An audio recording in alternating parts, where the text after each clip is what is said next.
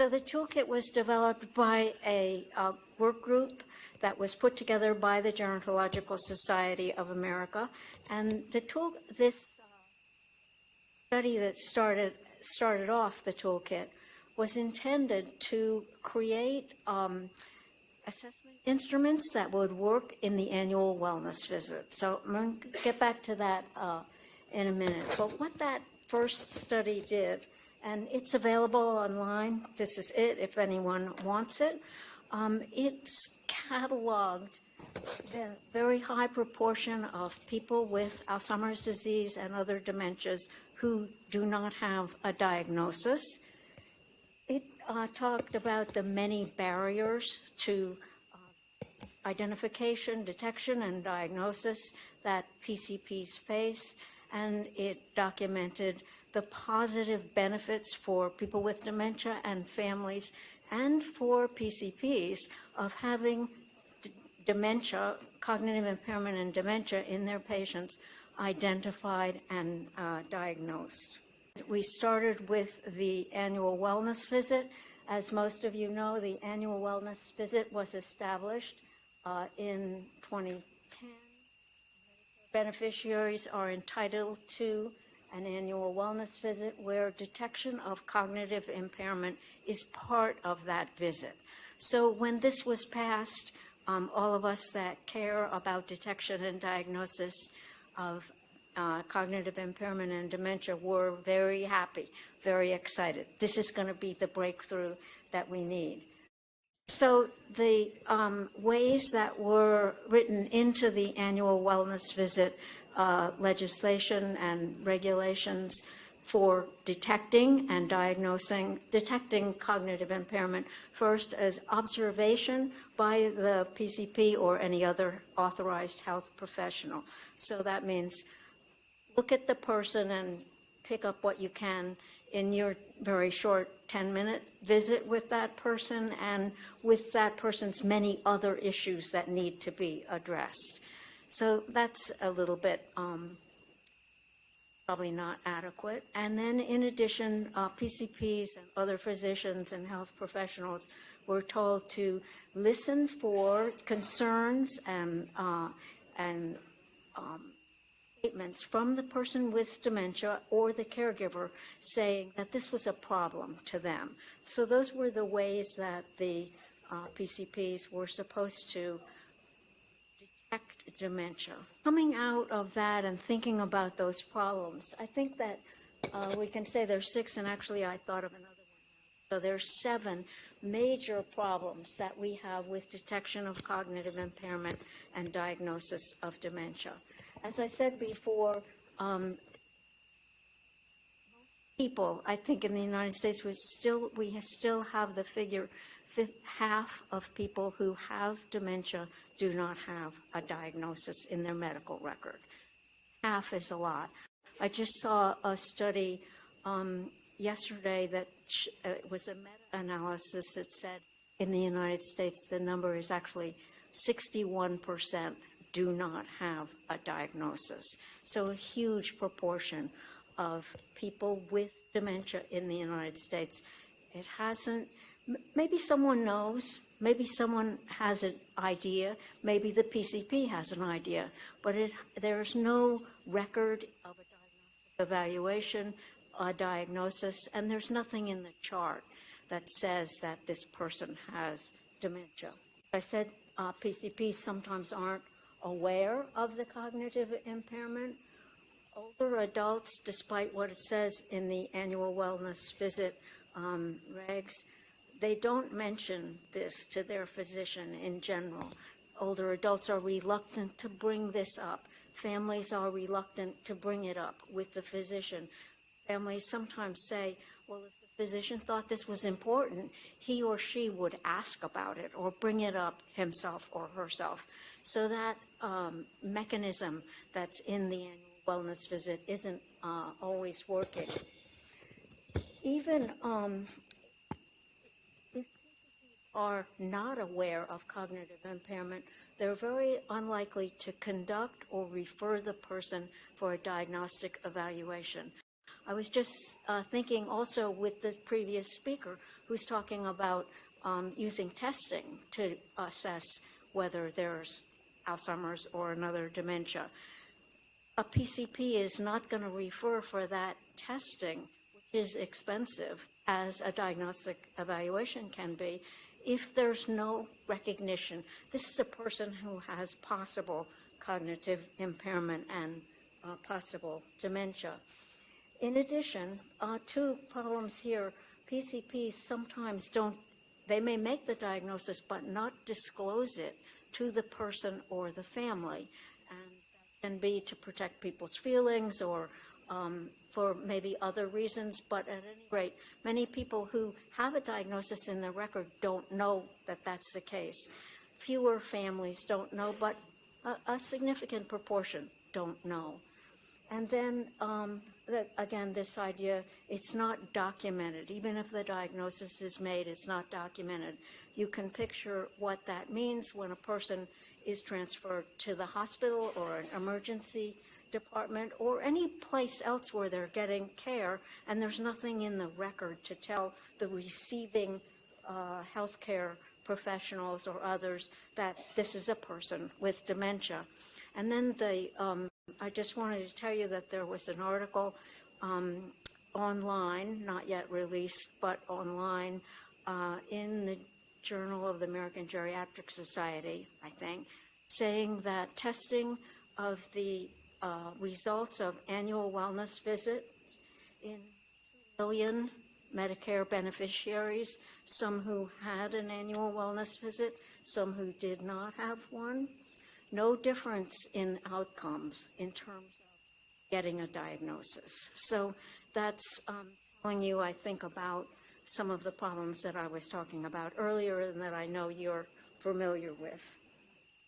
Again, the purpose here is to assist primary care providers in these steps, which I'm going to talk about more. One is kickstart the discussion about cognition. So begin talking about cognition to your older adult patients. Second, assess for cognitive impairment. Third, evaluate for dementia. That's a diagnostic evaluation. And fourth, connect people who you diagnose or you refer for diagnosis who have dementia and their families to community services. And of course, David Rubin just talked to us a little bit about that.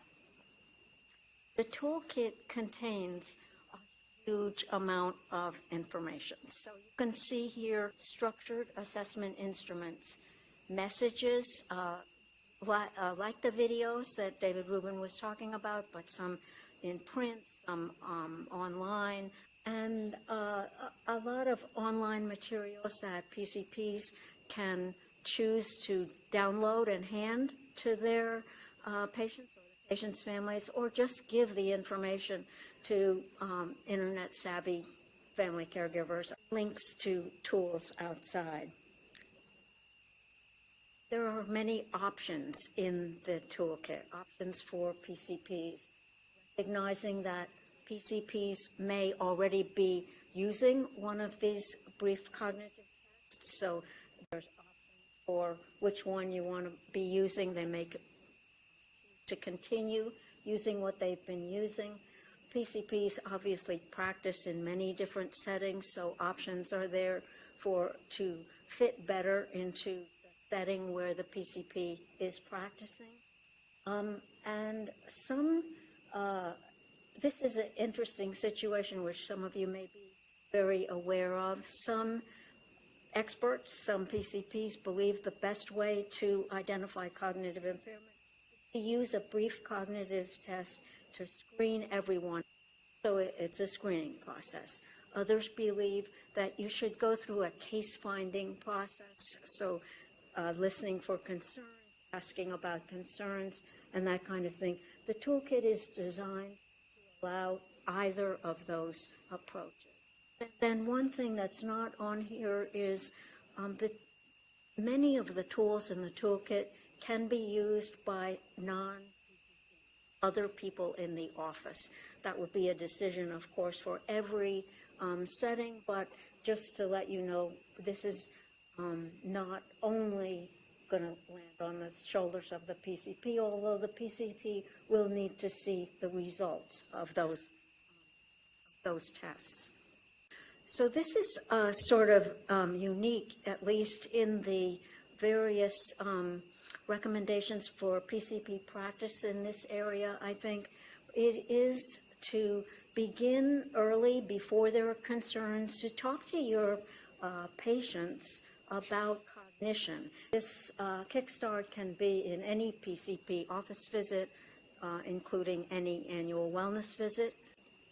This is a screenshot of one of the pages, which shows you this first step: raise the topic of brain health, and then other ways to begin talking to kickstart the conversation with adult patients. This is similar, but shows you, you probably can't see this, but key messages for older adults about brain aging. This came from an Institute of Medicine study. It's just one of the tools that in the toolkit to help PCPs may feel reluctant to raise the topic, reluctant to try to talk to their patients and families about cognitive problems. This is some of the tools that are in the toolkit that are for handout. Again, background one in Spanish, you can see. Background to help to move this first step along. Again, an example of one of the documents that's actually written for patients and families that PCPs could just hand to them. It's in the toolkit. You could print it, or you can tell them where to get it. Assess for cognitive impairment approaches and tools. This is the second step. This is done either if concerns are expressed by the patient or family, or for those PCPs who think that we should screen for cognitive impairment, they might actually just start here and start with a brief cognitive test. They might have an age set for their patients of when this is done, and talks a little bit here about explaining to your patients, and Josh is actually going to talk more about this, explaining what you're doing when you're giving this test, how to do it. This is some of the tools that are in the toolkit. So again, that options for the assessment instrument that you might use, and some options for brief tests that you can give to the family to get the family's perspective on the person's cognition. Evaluate for dementia approaches and tools. So this is about the diagnostic evaluation. And there's disagreement about this, but I think that most experts think, and you may disagree with me, but I think most experts think that PCPs can do a diagnostic evaluation for most of their patients. So the toolkit includes how to do an evaluation and the tools that you might need to do that. It also includes, repeated quite often, which patients might you need to send to a specialist. So people where you're unsure, people where the symptoms are unclear, very young people with dementia, and so on. So it's tools for understanding the diagnostic process, and then for where you might refer on. And of course, the reason that there's so much emphasis on the PCPs doing diagnostic evaluation is there aren't enough specialists to do it, and people have to wait and wait and wait. You heard our previous speaker talk about waiting. And so if PCPs can do this, they've seen these people, they have contact, and I think that everyone's hopeful that we'll be able to move ahead there. So this says, rule out known reversible causes of cognitive impairment. PCPs are good at that.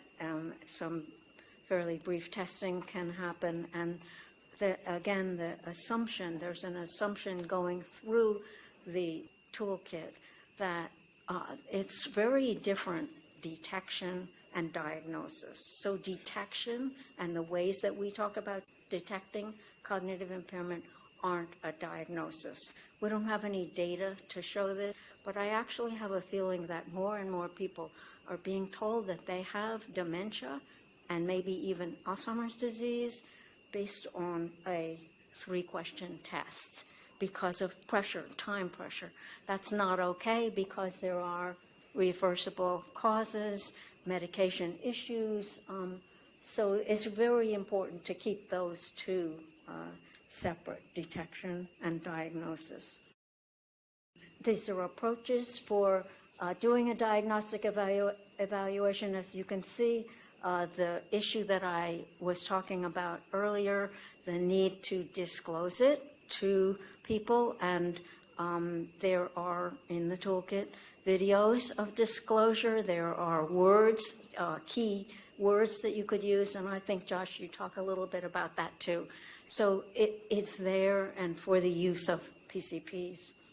This is the list of tools that are in the toolkit for doing a diagnostic evaluation. So there's choices of different tests for things that you need to do a good diagnostic evaluation. There have been 3 studies that I know of. These are research studies which show that a startling proportion of people who are told by their primary care physician that they have cognitive impairment and they should have a diagnostic evaluation, and they don't come back for the diagnostic evaluation. They're afraid. So this is a place where primary care physicians need to be talking to people about the importance of getting a diagnosis, not just being afraid because you failed the 3-item test or whatever led the physician to believe that you might have dementia. And then this refer for community resources. So the assumption here through the toolkit is that primary care physicians, nurse practitioners who are functioning in that capacity, physician assistants functioning in that capacity, don't have time to connect people with Alzheimer's and dementia to the care and services and information that they need, and that the role of the PCP is to make that connection, not to do the linking to services, but to connect people whose job it is and who are expert at doing that. Connect the patient and the family to someone in the community, an organization, a geriatric care manager, someone who knows the community services, knows Alzheimer's and dementia. So the tools that are in the toolkit with respect to this are a template that PCP should have, not necessarily they created it, maybe somebody else created it, but it tells them who those people are, those organizations and those community care managers, people who know the community. So they know who to refer to or to try to connect the patient and family to. Then there are other things in the toolkit, and these next ones are wonderful materials. Some developed by Alzheimer's Greater Los Angeles, some developed in other places. These are not things that PCPs need to use, but it would be good for them to know what it is that community care providers can be using to try to get people to resources that will help them. And again, the desired outcomes here, the goal here is to improve outcomes for the person, improve well-being, improve health outcomes for the person, improve well-being for the family. And I would say also it's appropriate medical care. I don't know, again, whether you would agree with me, but it seems to me, David Rubin talked about the extent of comorbidities in people with Alzheimer's and other dementias. It seems to me that any primary care physician, provider, who has a patient who has dementia plus diabetes, congestive heart failure, whatever, needs to know that person has dementia, so that the dementia is complicating the care of that person. The person may not be able to report their symptoms to the PCP. They may not be able to understand the instructions that they're given by the PCP, or certainly not follow through on them. So it seems to me just critical in terms of for the PCP to know my patient has dementia, and care needs to be put together and delivered in the context of understanding what cognitive impairment does to a person's ability to take care of themselves.